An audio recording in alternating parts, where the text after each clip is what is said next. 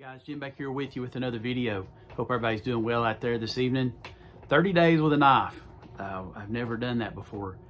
But I decided to accept that challenge from Mr. Richter, and seen a couple videos that I had took his advice, and one of those, not only the 30-day challenge, but picking up a knife that he had recommended before the drop, before the launch in July, on this Jack Wolf Knives Gateway Barlow. It's been a great knife and a great carry. So yeah, I struggle with 30 days, but this was really a pleasure to carry. Just sliding in a pocket every day, performed great. But yeah, so if you've completed the challenge, put it down in the comments and let me know what knife you carried for 30 days. Some guys were able to do it, some weren't.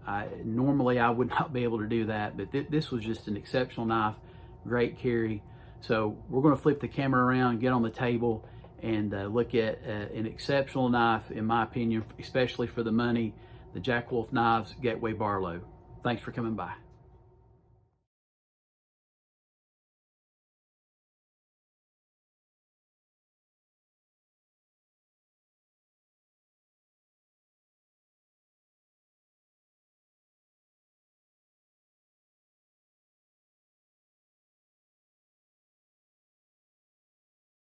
Hey guys, Jim back here with you. Just like I was saying on the intro, we want to discuss this knife, this Jack Wolf Knives Gateway Barlow that came out in July.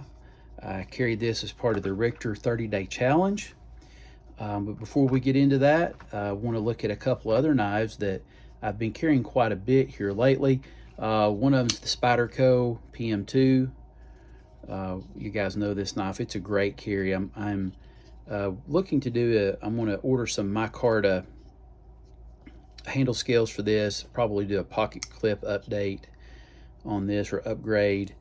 It's a great knife. It's probably my favorite, like a modern carry. There's the blade still on it, S45VN. It's razor sharp, keeps a great edge. It's a great knife. Been carrying that quite a bit. That's probably my most carried modern. Did a short on this one the other day. If you've not got to watch it, go back and check it out.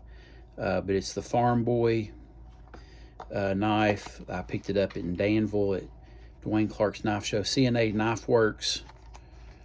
Farm Boy, great sheath, great knife, great EDC fixed blade. Go check the short out. Been carrying that one quite a bit. Brother Charles, CNA Knife Works, also as known as Gomer's Knife Shop.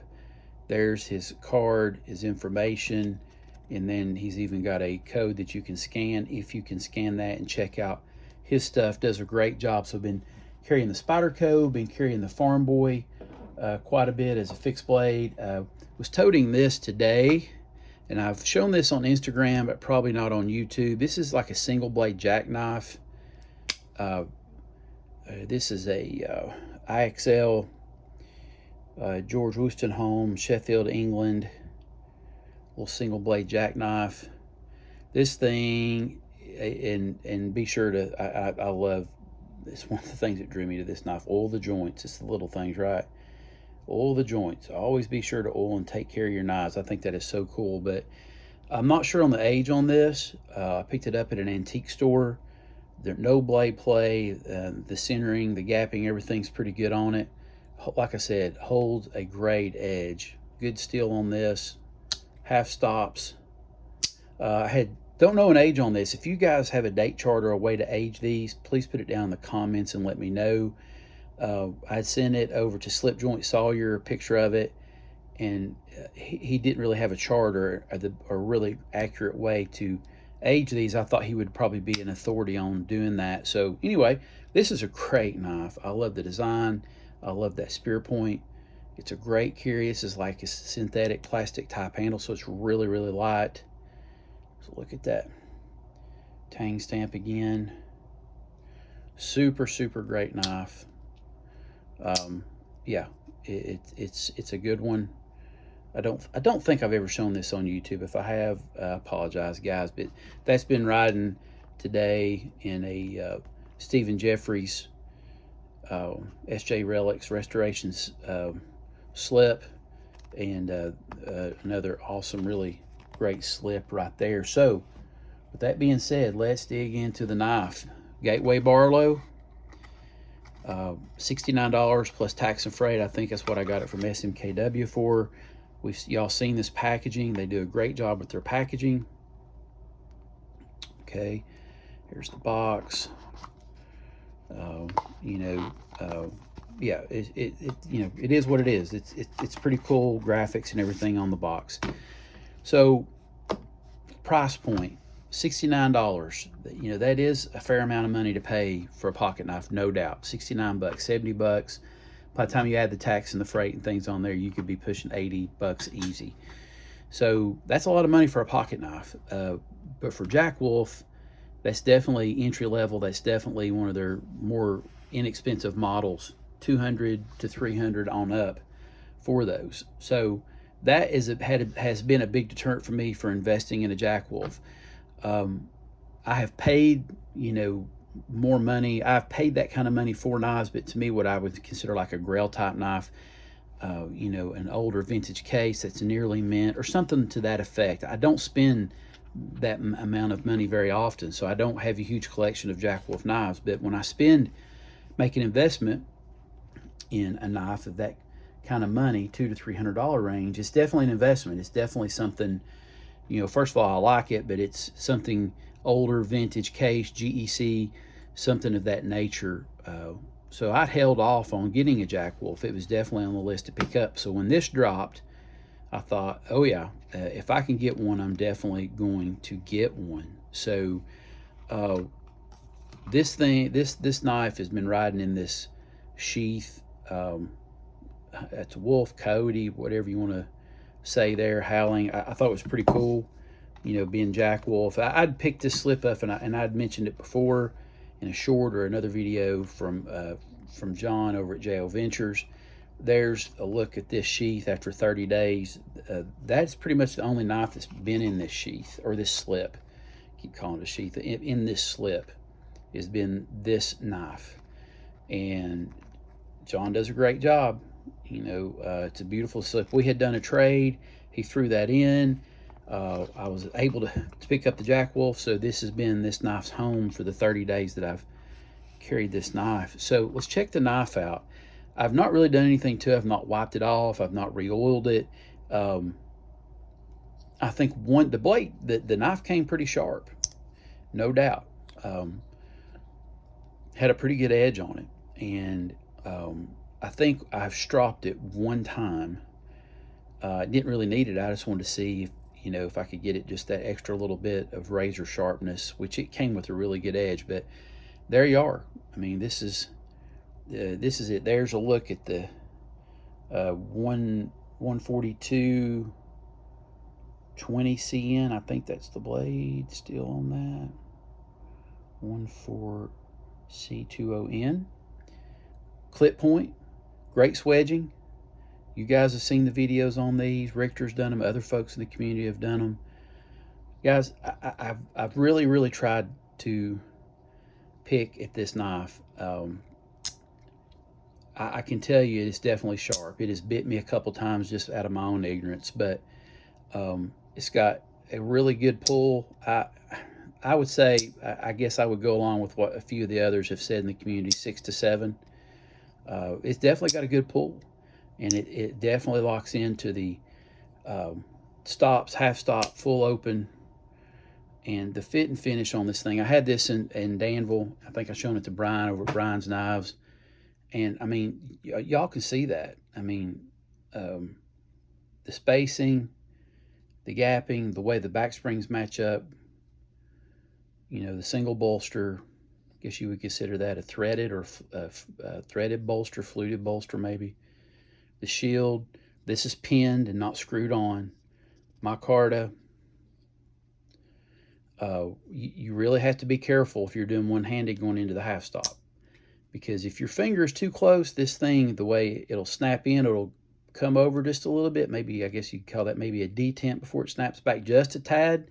It will get your finger. So trust me, I know. So, but snaps in and out of the back stops. Here again, I get cut with my knives. It's my own ignorance. It's not the knife's fault. But check that out. 30 days. I've cut a lot of food. I've cut boxes. I've cut tape, some zip ties. I'm not hard on a knife, guys, but I do use my knives, and I bought this with every intention of using it. Even before we had a 30-day challenge, I thought, heck, it's going to be my first Jack Wolf, and let's really put it through the paces. There we go. There's the centering. They offer these in several other handle type materials. I think there's like a darker wood. There's micarta. There's several different finishes that you can get. I don't have all those in front of me, but this is a great knife. I mean, you just can't pick. You just can't pick at it really. I've got a decent sized hand. You can see there. It's a handful. You can really do some good cutting with it. I love a clip point, and I love the swedging on this. I love a long pull nail nick, and I'm telling you guys, she's sharp. I mean, this thing could maybe be stropped again, but yeah, worth the $69 plus tax and freight. If you want to buy a knife like this and carry it, you can put it up, do whatever you want to with it, but it's a great carry, and it'll definitely be back in my carry rotation. I struggle to carry the same knife sometimes more than a couple days in a row. I really ought to try to do the weekly deal. I know Mario at MIPD 1980 EDC is trying to do the 1 week. I really should do that. And I think Terry's Knives and Man Stuff is doing that. I need to do that. But golly, sometimes it's just, it's hard to just carry a knife more than a couple days. I did this one for 30 days. I had posted posts on Instagram. I posted posts on Facebook as well. I mean, not Facebook, but YouTube as well on the post section. 30 days. There we are. And there you go. Like I said, I've not done anything. I'm going to take some of this Fix 'em wax from my buddy over at Hillbilly Ridge, Brother Mickey, and I'm going to wax this micarta down just to see how it does. I'm sure it'll do fine. Pick this up from Brother Mickey. And guys, when I carry a knife, before I always put it back in my case or any of these other storage areas I've got for knives, I always like to put a little bit of mineral oil on the blade, wipe it down, put a little mineral oil on it, make sure the pivot's cleaned out. I always like to try to put just a little bit of mineral oil, a dab, right? A dab of mineral oil down in here, and work that mineral oil just a little bit. And then I just wipe the whole thing down. I always feel better about putting my knives up with a little bit of oil on them and having them wiped down after I carry them. That's just me. But anyway, that's what I do. So that's what I'm going to do with this one. Put some Fix 'em wax on the scales, wipe the blades down, put a little dab of mineral oil in the pivot, and yeah, we'll be good to go. She'll go in the box with my Barlows, and this will definitely see some more pocket time. If you can find these, guys, I heard, and maybe they have, and I just don't know, was not made aware of it. I think they might be doing another drop on these gateways. But guys, listen, if you can pick one up at a good price, pick one up. You won't be disappointed. It's definitely a quality slip joint pocket knife, and I'm happy that I was able to pick one up. Yeah, just all the way around. If I was going to score this one out of 10, I'd probably have to give it I don't know. I don't know if there's really a perfect knife, but I would probably give this a 9 out of 10.